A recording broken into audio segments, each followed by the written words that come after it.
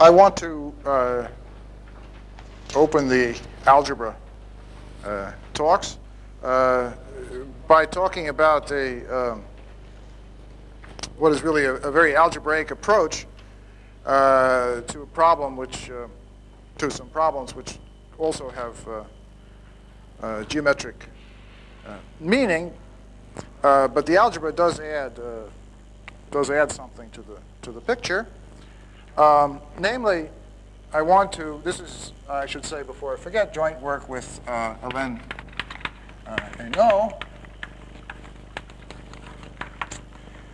And I want to consider linear differential equations. That is, from an algebraic point of view, I want to consider a connection. So we write it this way, where here x is some algebraic variety, which for purposes of this talk you can think of as an algebraic curve, and E is a vector bundle on x, and a lot of the interest comes by permitting the existence of my connection to have poles. So I maybe for the moment I just put a star here to indicate that the connection can have poles on some divisor of x. So I remind you that a connection, I want to consider integrable connections, so nabla squared should be 0, and it's basically just a way to differentiate sections of a vector bundle. Okay. I work over a field, I should say, for the flat connection. It's a flat connection, yeah, integrable connection. I work over a field K, which is algebraically closed, characteristic 0. But sometimes, and I may indicate this by writing rather than lowercase k, I might write capital K.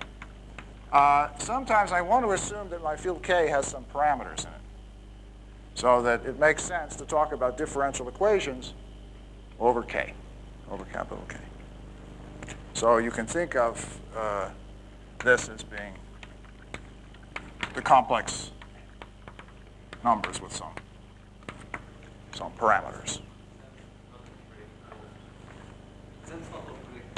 Yeah, you're right. Forget this. Or maybe, well, it'll be clear. No problem. Okay, now Gromov very correctly put his foot down early in the conference to say that we're not allowed to talk about things that don't exist. And we're not allowed to talk about things that you don't have a mechanism for constructing a lot of. So there is a sort of a standard mechanism for constructing such a thing, which is called the Gauss-Menin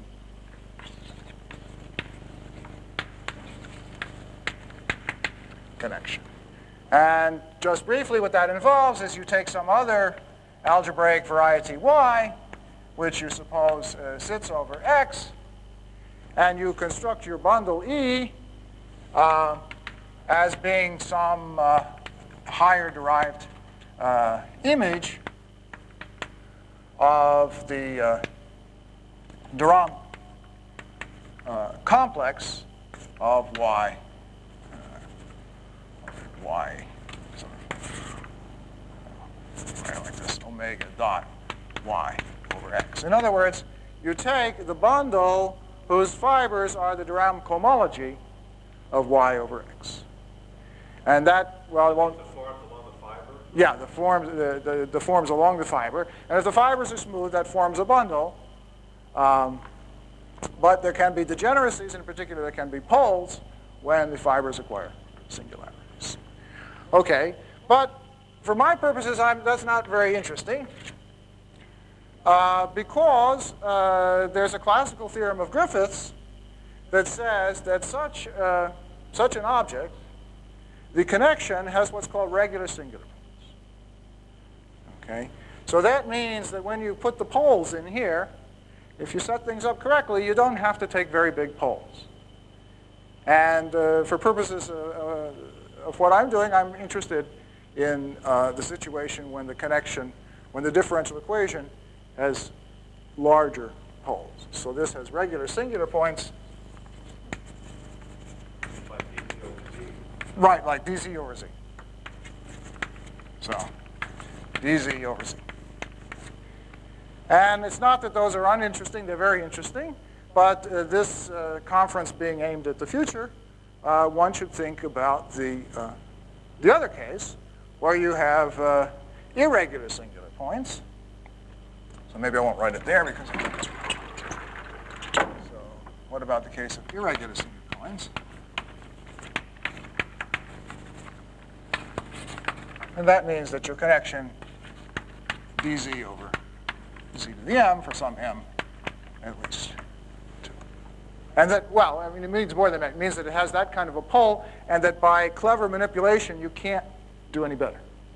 You can't get it down to 1. Okay. So the point is, philosophically, and we're supposed to be philosophical at this conference, that the theory of motives. You see, I mean, what did I do? I took a variety y over x. And we're taught now to think that, that really there's much more data than just the de Rham cohomology. There's a whole, what you might call a motivic sheaf on x associated to that data. So you have because for example, you could take the L-adic cohomology, the sheaf of L-adic cohomology groups. And that would give you a representation of the arithmetic fundamental group, or the algebra geometric fundamental group of X. So there's more data than just a connection. But unfortunately, the connections associated to motivic sheaves always seem to have these regular singular points by Griffiths. So if you are interested in irregular singular points, you have to abandon motives. Or so it would seem. I have no clever idea how to combine irregular singular points and motives. But we'll see that even in the irregular singular point case, there's a sort of a motivic flavor that frequently bubbles up, in the sense that you have a unity of data, both arithmetic and geometric, a remarkable unity of data that we don't really understand, and that I really propose is somehow the problem, the theme of this lecture.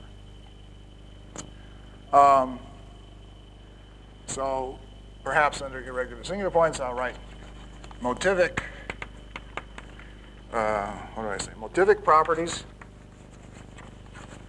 Have things evolved now that you can use this word without saying something about what it means? It's kind of like, Dennis, it's kind of like the smile on the Cheshire Cat. I mean, every time you talk about it, you try to give some picture of the smile, and nobody has ever really seen the cat. So I try to show you a little bit of, I mean, in fact, I don't, because we rapidly drift away from motives. But more like the smile on Schrodinger's cat. Well, yeah, but Schrodinger's cat wasn't smiling because he was in trouble. But anyway, maybe the frown on Schrodinger. Write down now to be the definition for the. No, I'm not going to. I'm going to go away from. I'm going to. The next word I'm going to write is no. Okay. Forget it. Right, but still interesting patterns linking. Well, that's what we're going to see. Maybe, I mean, that's what I'm going to try to show you. Linking arithmetic and these differential equations. Okay. Now, there's one more idea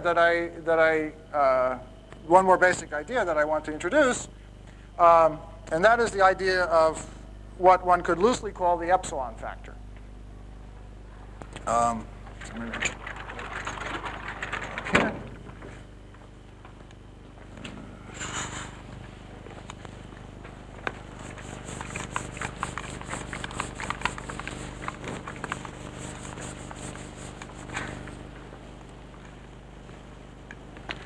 So I'll put it in quotes because it's not really precise in the context. So let me talk about two different situations, and let me fix ideas. I'll take X. Now I will take it to be an algebraic curve over a field. Maybe I'll call the field capital K. And I'll give myself a divisor D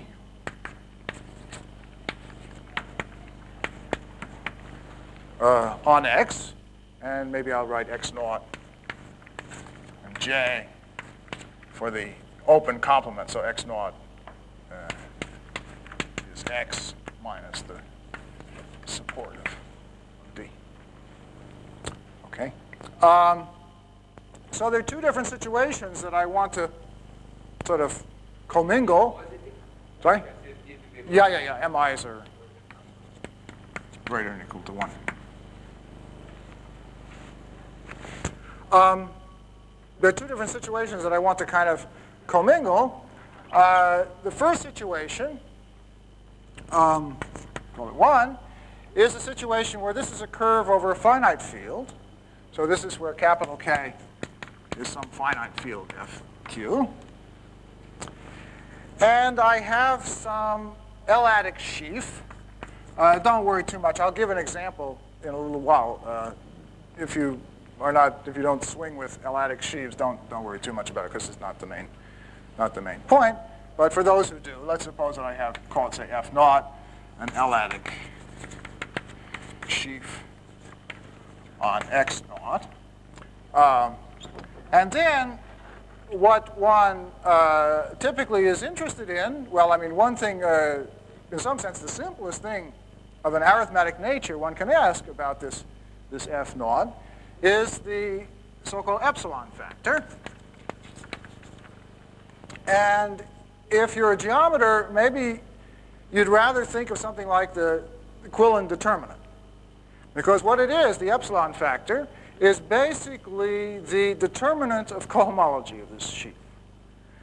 So in other words, you look at the determinant, that's just the highest exterior power, but your cohomology comes in graded pieces, and so you have to keep track of alternating signs and things of that sort. But basically, it's the determinant of the cohomology for the étale topology on X, but I pass to the algebraic closure, and then I take the direct image of this sheaf,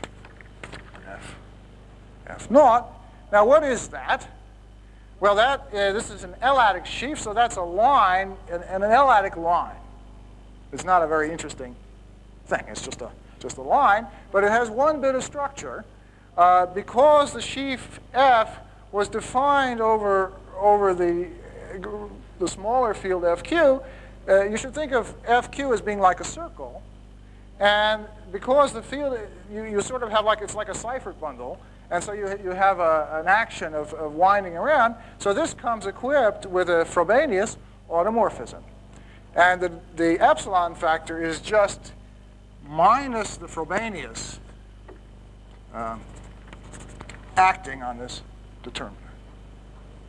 Okay, so epsilon factor. So that's the first. An element of the field. Yeah, so it's a number. It's an L-adic number. L-adic number.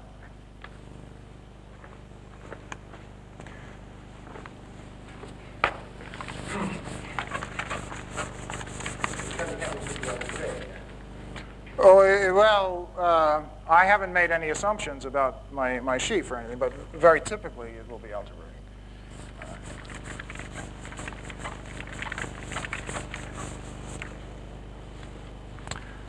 Okay, so the second thing, which is really the direction that I want to study, is to take K, as I was saying, some function field. And in this case, to take for F, or F naught, I call it E over here, E naught, with a connection. with an integrable connection.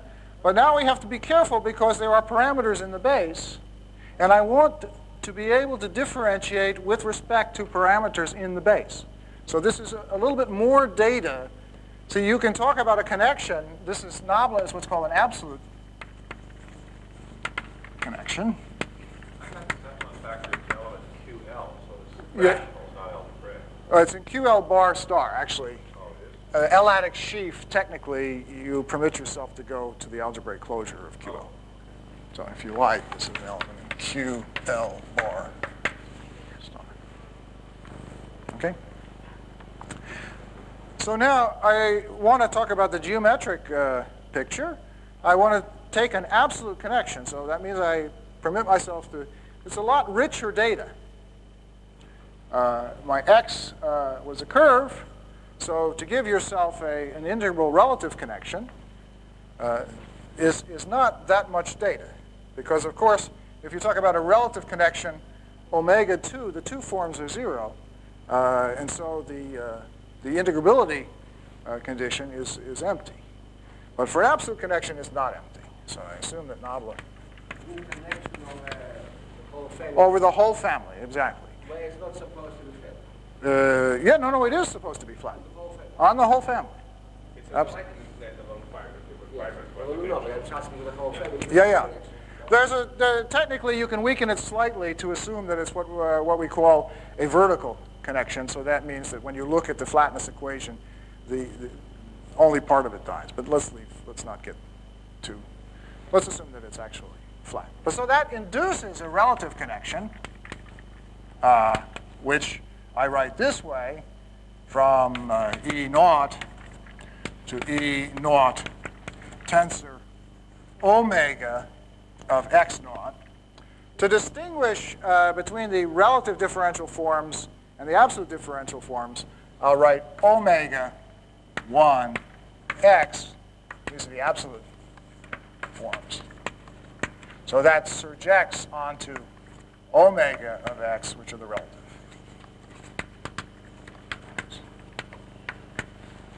Okay. Relative, again, is forms along some fiber. Forms along the fibers, exactly.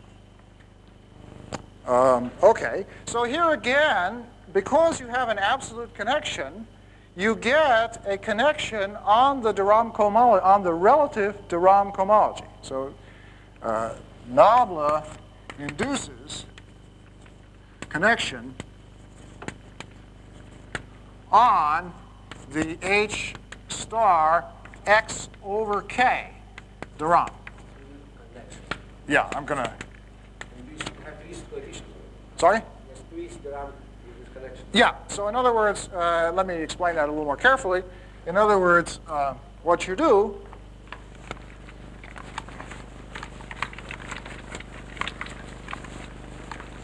you look at your bundle E naught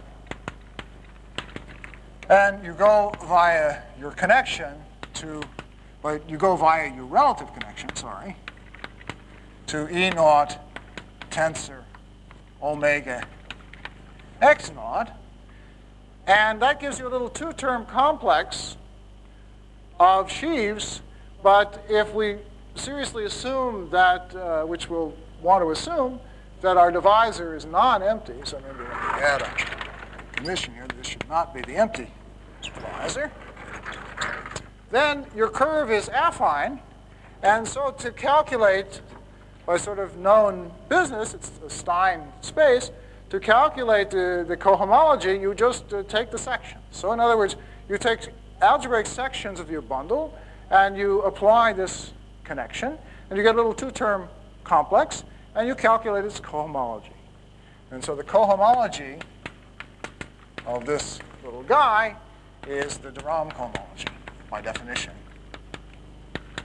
of I just write E or E naught. Okay, relative to Rham. So I should put it over K. And because Omega now means all the forms of all dimensions, right? this is, well, I mean, I'm assuming that X is a curve. So 0, 1, 1 form. 0 forms and 1 forms. So here are the 0 forms here. And here are the 1 forms. So, but because we assumed that we had an absolute connection, these groups here inherit connections. So you have what are called the Gauss-Manin connection again on the de Rham cohomology of Okay? But now this connection lives over the family. Over K. This connection now lives over K. Tensor omega 1 K. K. We've pushed it downstairs. See, these are K vector spaces.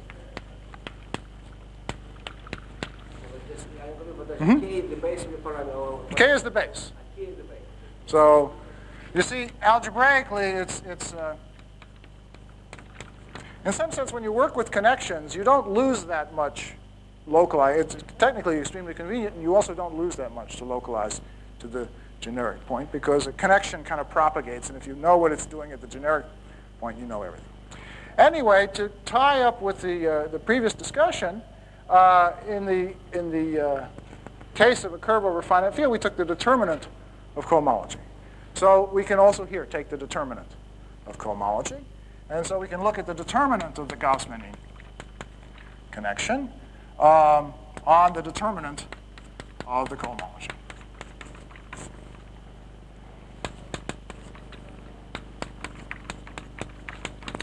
Okay, so this guy is just a K line.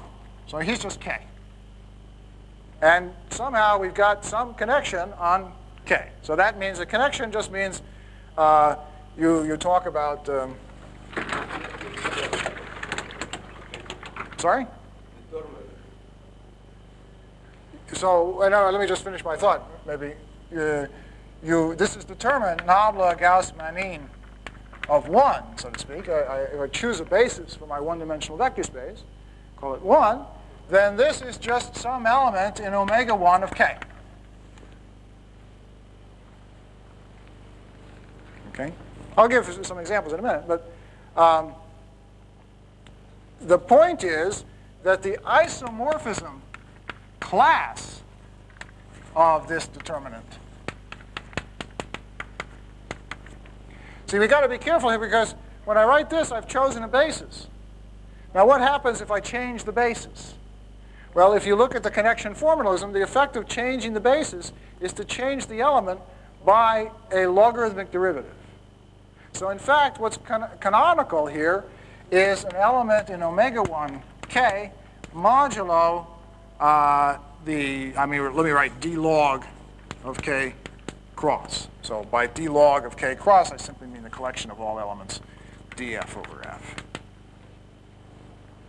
Okay, so those are the actors. So these only depend on singularities, yeah? So this class depends on the... No, maybe I want to show some slides here, but maybe since you raised that question, let's talk a little bit about this class here.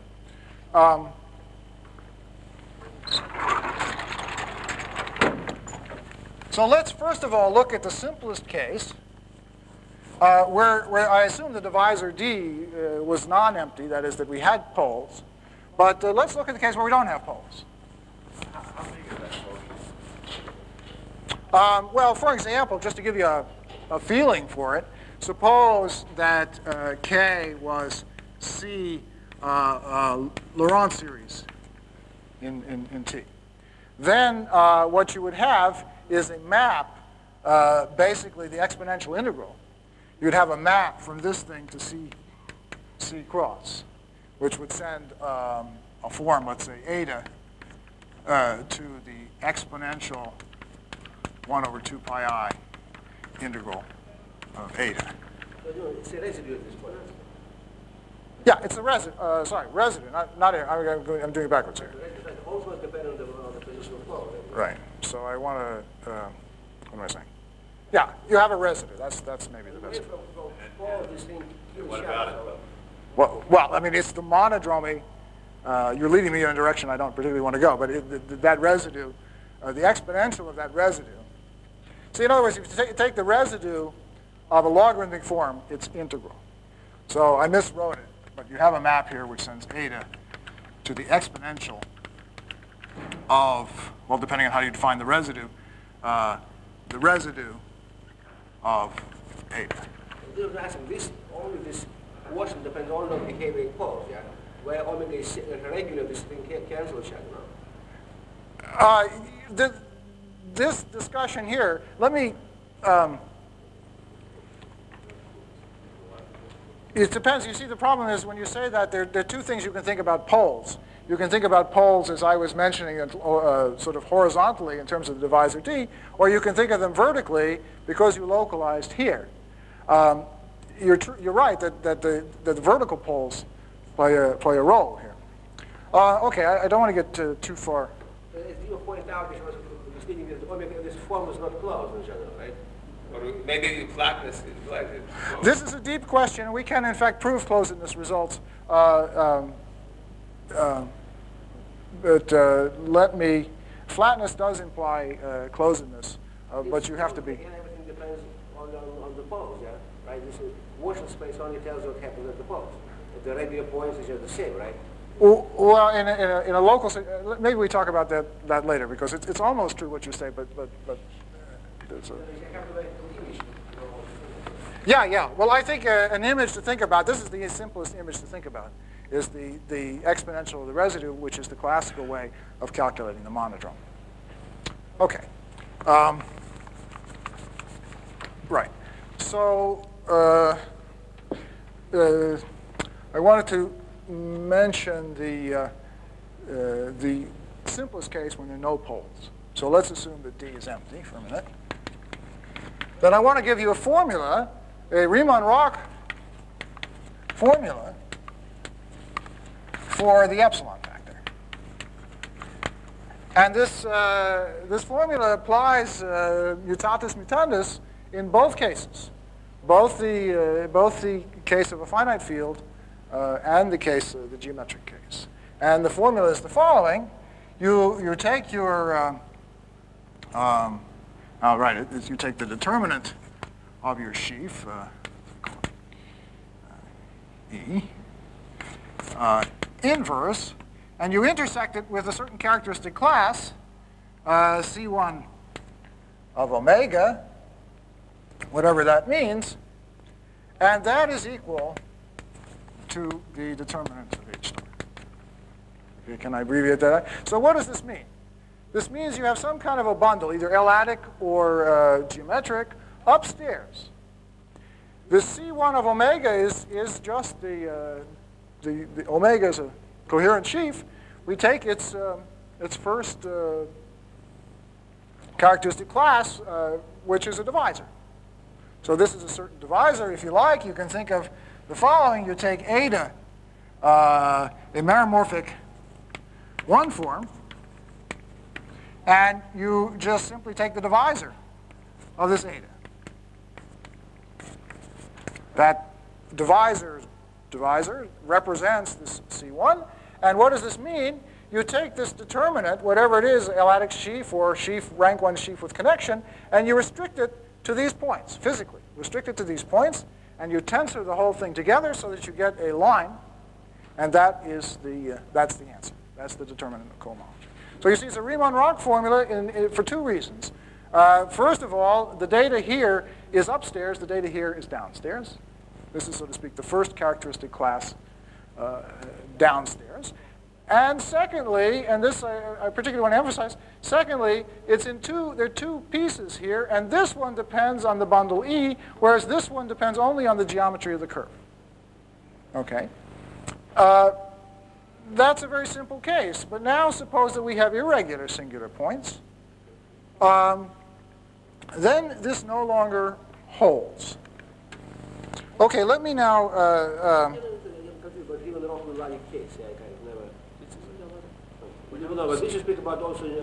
Yeah. You see, that's right. I mean, it's not usually thought of that way, but in fact, that's what it is. And I could go further, but time is a little bit tight. So let me push on here. I want to show you some slides. So now let me go back to the point I was trying to make earlier, which is the essential unity between these two cases, between the epsilon factor in arithmetic, that is for a curve over a finite field, and this geometric object. So let's see if I can make this work. What I'm going to show here is some results of Tarasova. They're not due to us. They're due to Tarasova. And let's see if I can explain what's going on here. Tarasova considers, first of all, let's look at the geometric data. So it's going to be a rank 1. Our bundle, our E, capital E, is just the trivial bundle, the structure sheaf. The curve X is a projective line. And he gives himself a collection of real numbers, lambda k. And he defines a connection on the structure sheaf by nabla of 1 is, as indicated, the sum sk, then the logarithmic derivatives, plus d of capital F, where capital F is some polynomial. Now this thing has what's called an irregular singular point at infinity as long as capital F is at least degree 1. So in other words, the differential form that you see on the right has a pole of order at least 2 at infinity, and you can't do better. You can't get rid of it. So now he doesn't actually, he does something slightly more precise, or not slightly, considerably more precise than what I'm talking about here. He looks at the periods, the determinant periods. So let me see if I can give the... So he computes the determinant, the determinantal period. So that's essentially like taking the connection that I explained down on K, the rank 1 connection, and taking a corresponding horizontal section and taking a pairing of the algebraic with the horizontal section. So this is sort of a period that he's computing. It's a number. It's not a differential form, but it's obtained by integrating that differential form against the period. And so there's the shape of the answer. It's some complicated but not totally unexpected things involving differences of the real numbers lambda and exponentials of f of lambda, and then the exponential of f of u at points where the derivative, I don't know if you can see it, the crucial, as usual in mathematical formulas, so often the crucial thing is the absolute smallest thing in the formula. That little prime there is the crucial data in the whole slide. You look at the points where the derivative, where the f, capital F, has a critical point, and so there's a formula. And now here's another formula, also due to Tarasova. Can I just what again the meaning of this in simple terms? What this formula tells us? This formula has kind of formal meaning, yeah. Yeah, it's a period. Oh. No, but just forget about it. Just about the identity of what it is. Well, I mean, I don't know what to tell you. I think that the answer reveals itself. I mean, it's like peeling an onion. There's no absolute answer. What does a formula mean? But the point I want to make is the analogy with another formula, which of course you can't read. But now let's go over to the finite field case, where the analog of this connection is a rank 1 L-adic sheaf, which I call f of chi, and it's defined by a character chi of the Galois group. Oh, k is unfortunate. I shouldn't. I'm sorry. Capital K is playing two roles here, so maybe I should. Capital K should be an L there. Let's see if I should call this. This should be capital K. It's the function field of the curve. Let's see if I can put a little X here. Don't know if that makes it. Where's the irregular singular point? At infinity, Dennis. At infinity.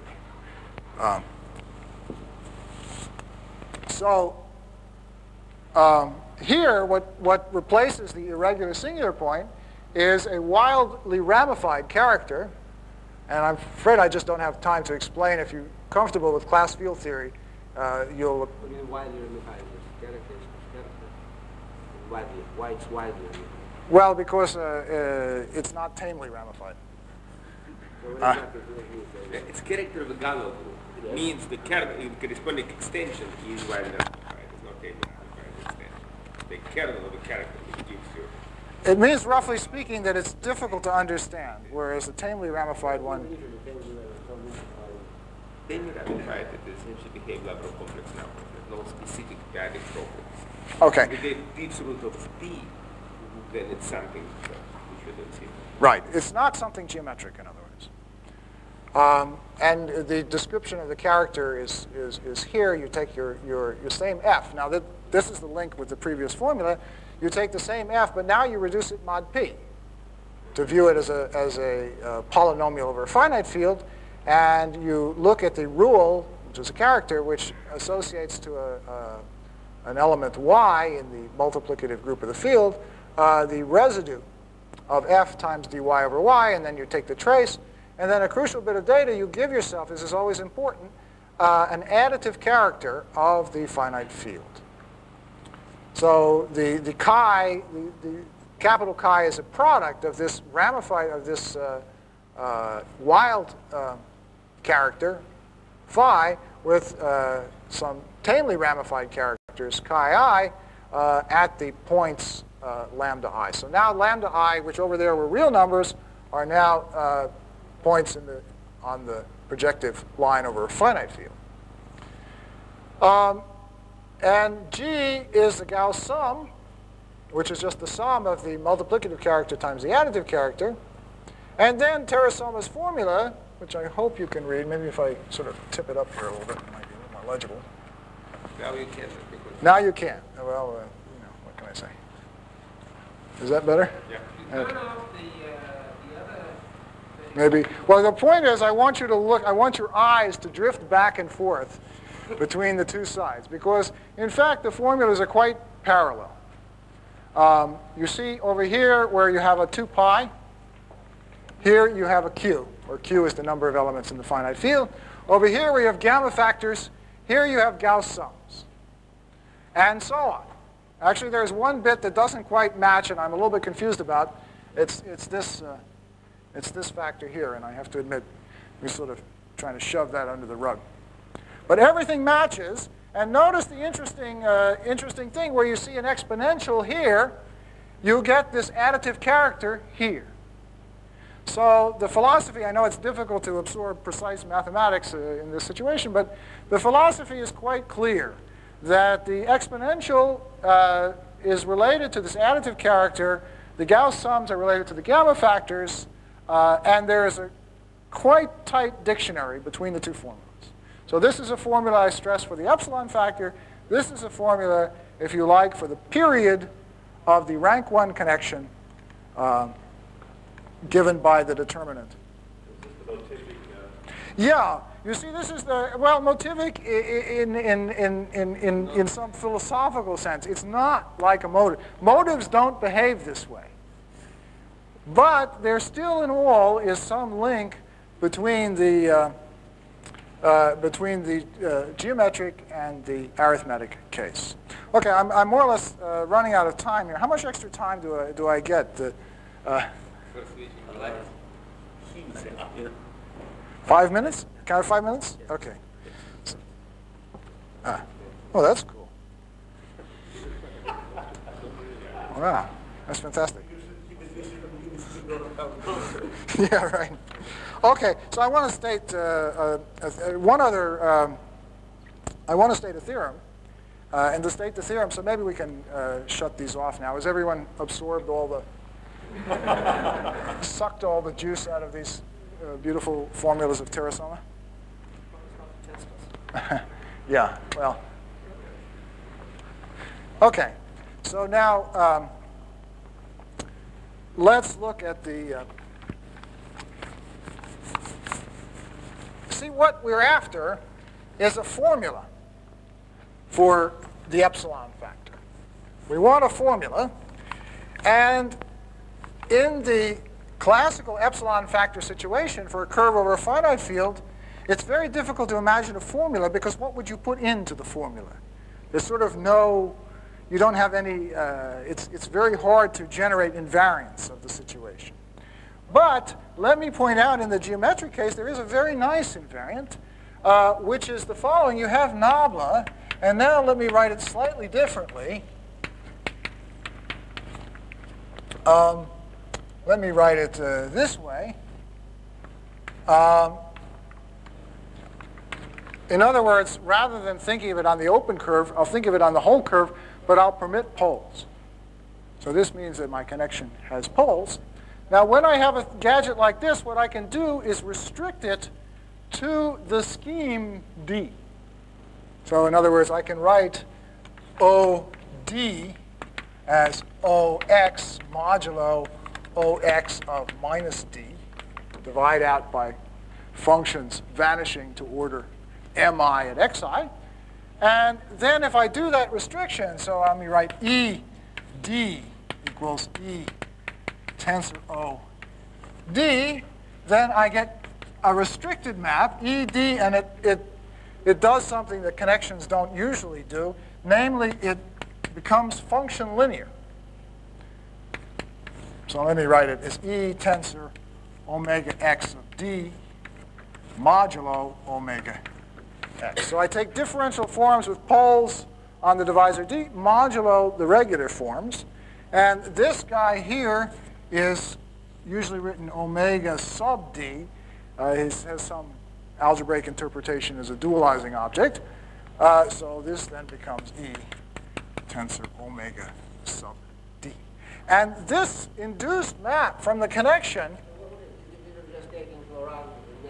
yeah, you take the principal part, if you like, of the connection. So this is the principal part. Let me write it nabla D. And the point is it's function linear. It's function linear. Okay. Write another D under the E? Well, you could if you wanted to, yeah.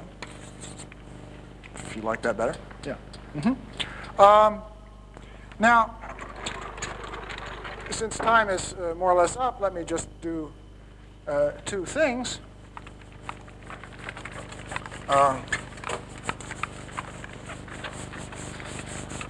Maybe three things quickly. So first of all, theorem. Second of all, formula. Third of all, blah, blah. Okay? So theorem is the following. Suppose that the rank of E is 1. So the rank 1 case. So here we can actually give a formula for this epsilon factor. And it is the following.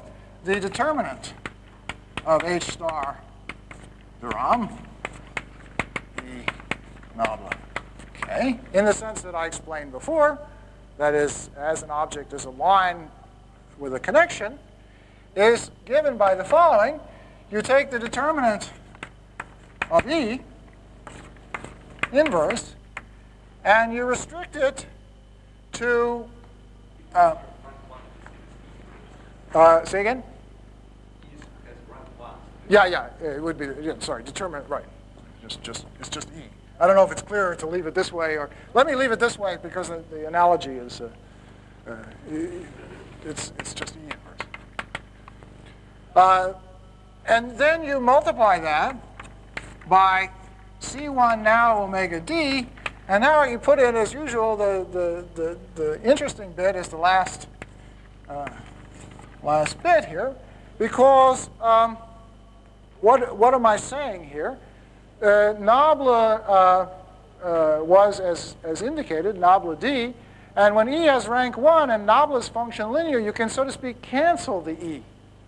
So nabla D becomes a map from OD to this principal part, this omega D.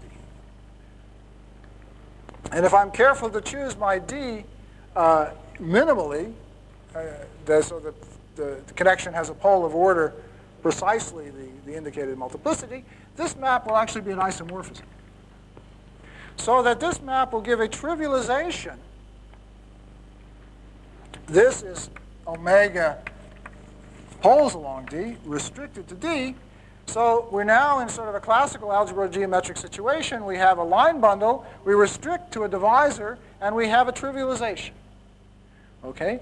Now, when you have that, you can choose meromorphic section of omega d, which agrees with this trivialization at d. So you just simply choose eta meromorphic form with poles of order exactly d and agreeing with this connection. So let me just say agreeing with nabla d along d. Well, it means the principal part. So this is a form with a principal part. It means simply that the principal part is the same.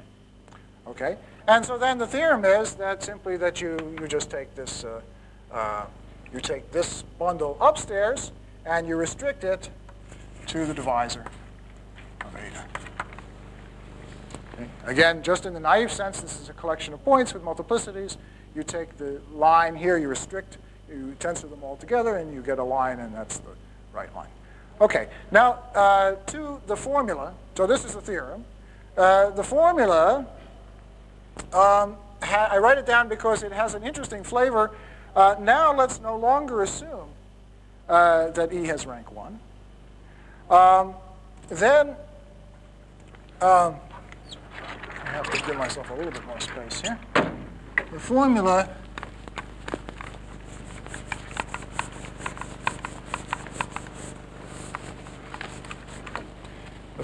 is simply this, that you look at, suppose now that the...